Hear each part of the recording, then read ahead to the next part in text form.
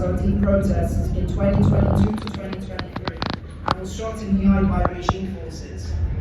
Dr. Nazi Moinian is an accomplished Iran-born fellow at the Middle East Institute and is an advisor to INSS in Tel Aviv. Marjan Kipor Greenblatt is an Iranian-American analyst and human rights activist, specializing in women and minority rights in Iran. And Shiva Amini is an Iranian women's futsal player who previously played for Iran's national futsal team and fled her home country for Europe following harassment by the Islamic Republic. I'd now like to invite Ambassador Danny and our special guests.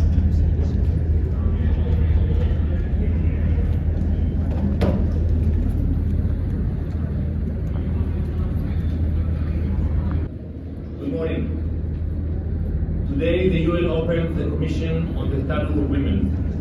This year, International Women's Day theme is Rights, Justice, Action for all women and girls. That theme could not be more relevant. That is why today we are hosting a CSW side event to amplify the voices of Iranian women whose rights have been denied and whose calls for justice have been silenced.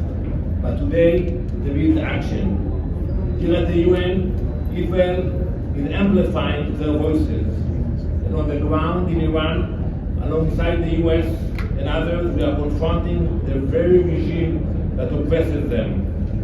With me today stand some of the brave lionesses of Iran, survivors, who have courageously spoken out against the regime, often at a great personal cost. Shiva Amini, Dr. Nazi Moinian, Marjan Kipor, and Rahel Amiri, who lost an eye after being shot by regime forces during the Women's Life Freedom protests. For 47 years, the regime in Tehran has ruled through fear and brutality.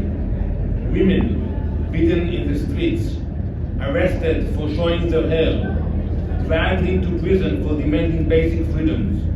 A regime that rapes, tortures, and kills women who dare to stand up. But Iranian women do not surrender. They resist. Just last week, the Iranian women's national football team, the Lionesses, refused to sing the regime's anthem before a match. Iranian regime. They were immediately branded traitors and threatened on state television. That is the regime we are dealing with. A radical Islamist regime that spreads violence across the region and wages violence against its own women. To the women of Iran, I say this: your enemy is our enemy. Stopping this regime is not easy. Israelis are in and out of bomb shelters. Our neighbors in the region are under attack. But allowing this regime to threaten the region and continue its oppression is not an option. So we will continue to target the leadership of the regime and dismantle its nuclear ballistic missile capabilities. As the machinery weakens, you, Mardumei Iran, the opportunity to shape your future with rights and justice for women. In the past 11 days, Iran has fired missiles and drones across the region at Israel, at our neighbors, and at civilian targets. The regime has attacked more Arab countries in the past 11 days than Israel has in its entire existence. This is not defense. This is aggression aimed at destabilizing our region. That is why we welcome the statement you issued by the Gulf Cooperation Council condemning the Iranian regime's attacks on civilian targets and its violation of international law. The Gulf countries also called on the Security Council to clearly condemn these attacks and demand that Iran stop immediately. We agree. The Security Council must act. Acceptable that Iran must stop and surrender. Let me be clear. Changing the men at the top does not change the regime. It is the same ideology, the same nuclear ambitions, the same ballistic missiles, the same terror proxies. For us, nothing changed. My advice to Tehran's new leadership: look at what happened to those who thought they could threaten the US and Israel. Israel remains committed to the objective of this joint operation: to dismantle the regime's nuclear ballistic missile capabilities and weaken the machinery that allow it to threaten the region and oppress its own people. We hope that soon the people of Iran will have the opportunity to rise up and share their own future. That by International Women's Day 2027, Iranian mothers, daughters, grandmothers will stand here themselves, speaking for a new reality in Iran, where women finally have what they have been denied for too long: rights and justice. I want to thank the esteemed guests that we have today, and I invite you all to join us at the event. We will start momentarily. Male relative, I can choose my spouse, decide whether or not I want to have children. I can initiate divorce. I can obtain custody of my children. And in the eyes of the law, my life carries the same value and weight as the life of a man. But my greatest privilege is this: that I can live as a sovereign woman without fearing that someone will kill me simply for being a free woman. Between trust and fear and Iran, that line can determine life or death. 14-year-old Romina Ashrafi trusted her family. She trusted her mother, who said she would protect her when she lured her to come back home. She trusted her father when she went to sleep that night. She never imagined that he would come to her room and behead her with a sickle that evening. 17-year-old Mona Haydari was a child bride and a young mother. She fled to Turkey to escape her abusive husband. But her family later promised that they would protect her only if she could come back home. And she trusted them. Instead, her husband and brother conspired together to murder her in the streets of Ahvaz. These stories are horrifying, but they're not rare. At Stop Femicide Iran, we document 200 to 300 cases of murder of women and girls every year, killing that is motivated simply because they are women or girls. We believe that the actual cases are probably at least double that amount. But women, unfortunately, are killed quietly without anyone to mourn them. And these are not just numbers. These are mothers, daughters, sisters, students, children, women whose lives ended in a country where discriminatory laws prevailed and where perpetrators often escape the justice system. Since 2020, we have built the most comprehensive database of reported cases of femicide in Iran. Last year alone, 6 cases where women and girls were killed just because of their gender. Documenting these murders is neither noble nor gratifying, but we do it because femicide is the tip of the iceberg of repression in a society that is governed by force and fear. When a society tolerates lethal violence against women, it rarely stops there. Violence spreads, brutality prevails, and the government holds a monopoly over how justice and violence should be applied. In Iran, the same system that tolerates the killing of daughters and fathers also executes women like Reyhaneh Jabbari, who defended themselves against sexual assault for what a certain government agent decided was the crime of improper hijab. In such a system, women are not only citizens who are denied the sovereignty over their lives. Writers, filmmakers, journalists, musicians, you name it, they're imprisoned or tortured for expressing independent thoughts, sovereignty over their own minds.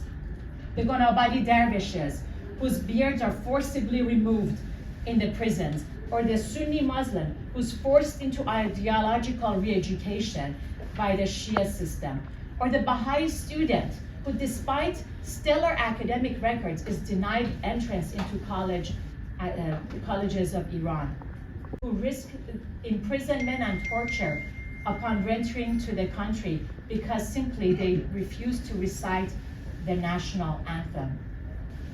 Prisoners who appear on television looking beaten and drugged, robotically delivering forced confessions, repeating accusations they barely understand.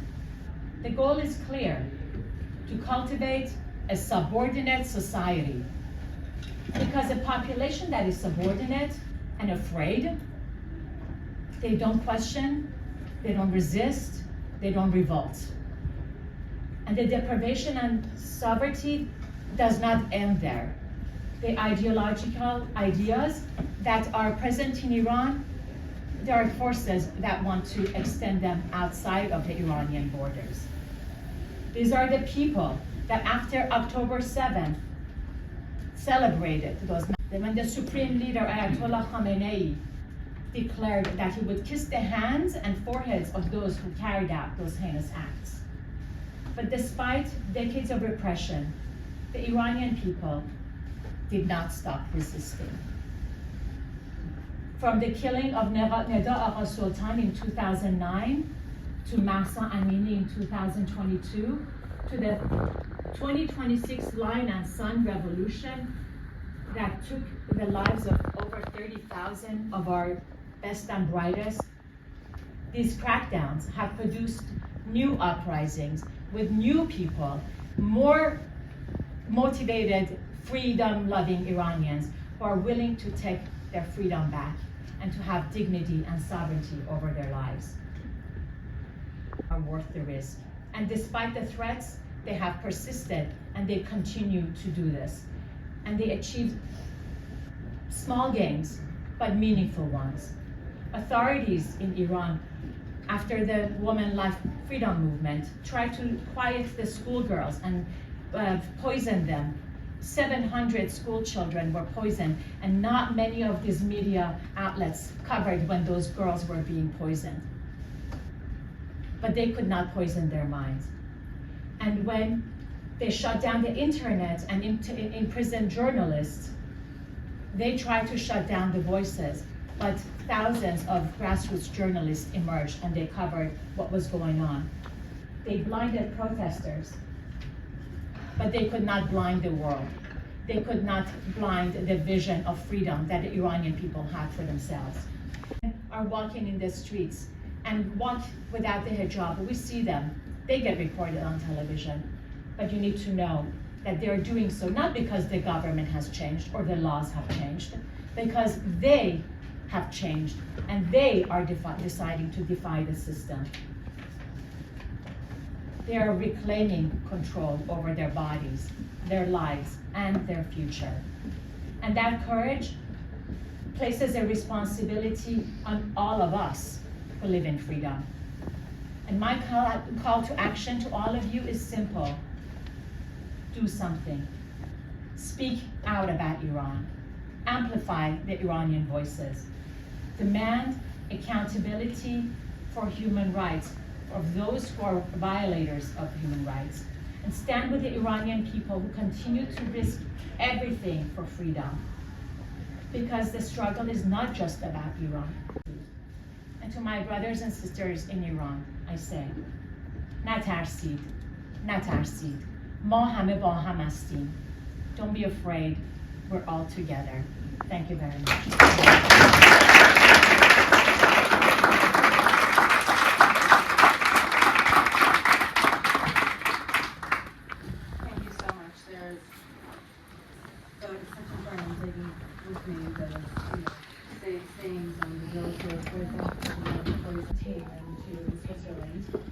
She played without hijab, and there was a photo, and then she was banned from playing. But I'm sure Shiva will tell you all about it, so please. And we are conscious of time, so we want to make sure we... First off, First, I would like to congratulate all women across the board. My name is Shiva Amini, and I'm here to testify against this regime of murderers. I am an athlete, a soccer player. I grew up in Iran, but my life isn't what you consider normal. As a little girl, I wasn't allowed to play in the park with my friends. As a young woman, I was arrested simply for going to the soccer stadium, just like Sahar Khodayari, who ultimately lost her life for trying to enter one. All life, I've been threatened by the regime with rape, death, lashes, and imprisonment. They have humiliated and denied me basic human rights, basic dignity. This isn't just my life. This is the life of millions of Iranians. I stand here refusing to concede in the face of tyranny. As an athlete, sports were a cornerstone of my life. It taught me how to live, how to stand on my own 2 feet. It taught me sportsmanship and how to respect humanity.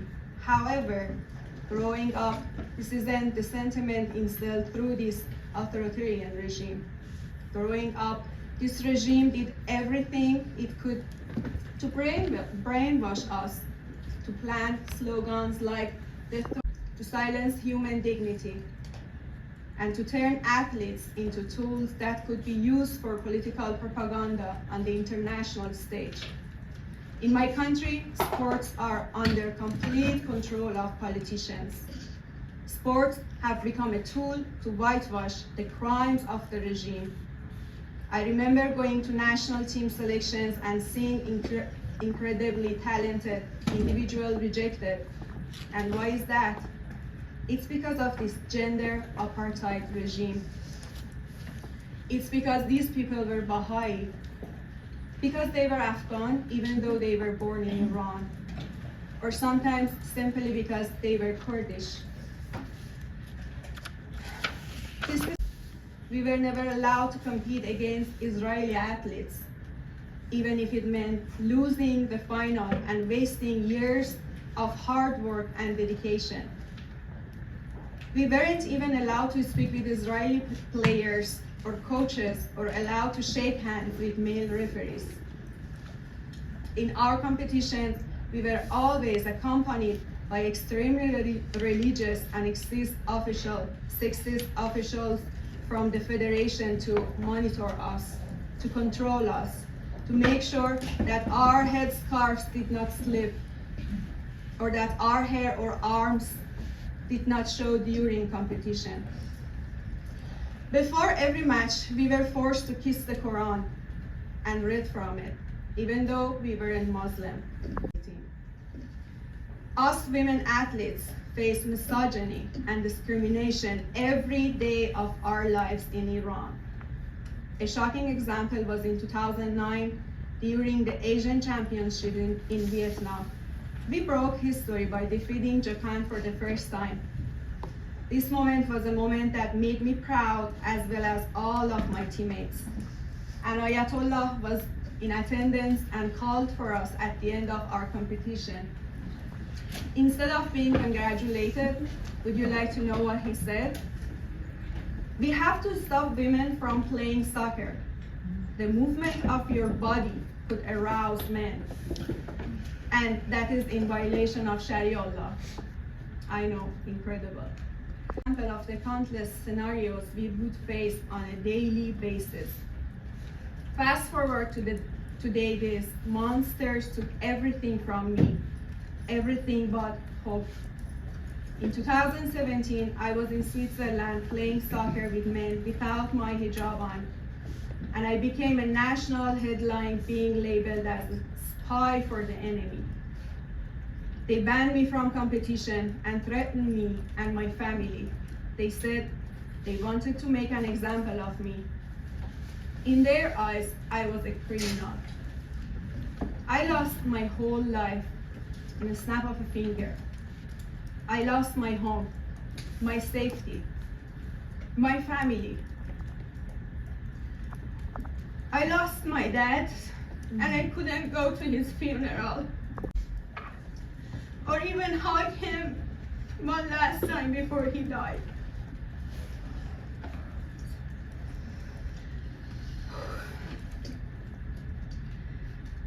Ladies and gentlemen, at this very moment, while we're sitting here, the Iranian women's national soccer team are in serious danger. Just days ago in Australia, they refused to sing the regime's national anthem. Now they are being publicly threatened on Iranian television, and they need our help. I have a message from one of these women from the national team. We are bombarded with different emotions. On one hand, we are worried and scared, and on the other hand, we are happy because finally we can be free of these monsters. We are hopeful that this murderous regime is collapsing and we can finally have a normal life, our dignity, and our freedom.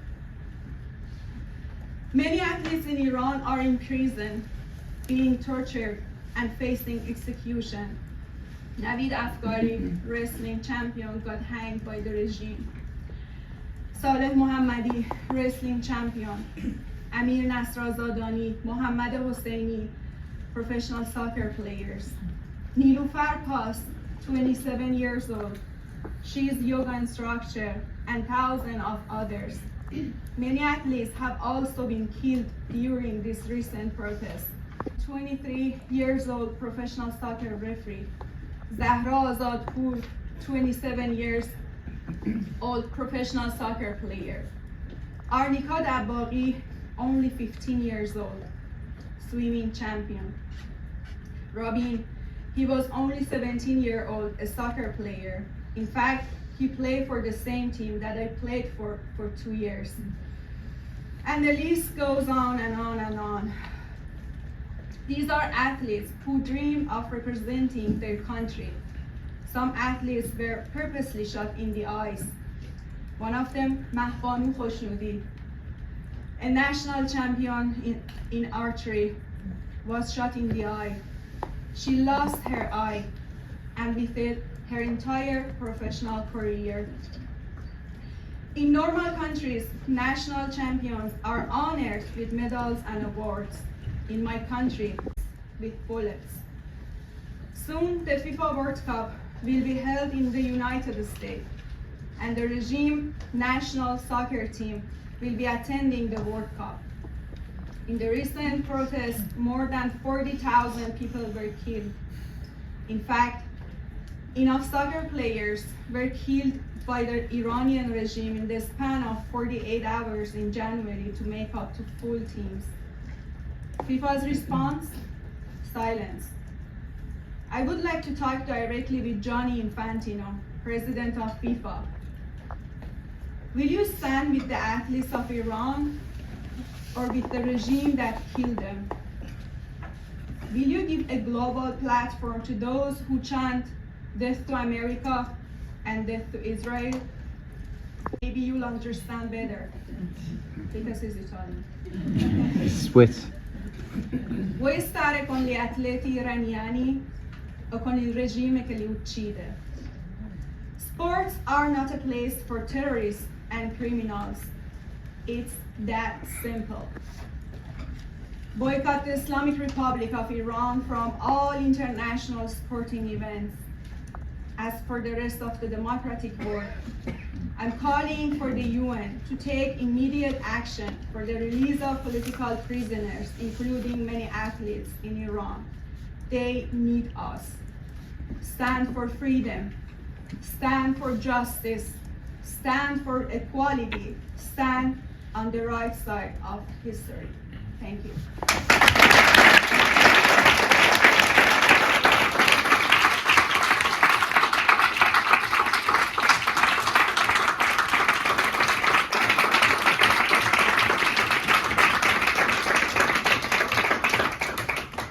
Thank you so much. Our final panelist today is logging in from Israel, Dr. Tamar Eleni Gindin. She is an Iran expert from Haifa University's Israeli Center for Iran and Persian Gulf Research and author of multiple books on pre-Islamic Iran. With her books, lectures, social media activity, and mass media interviews, she builds bridges between the Iranian and Israeli nations, opening eyes on both sides to see that the other side is human and our similarities far exceed our differences. Tamar, the floor is yours. I have traced for years back and say where they started. One of the points I would put the start of what's going on right now is September 16th, 2022, or the 25th of Shahriban, 1401.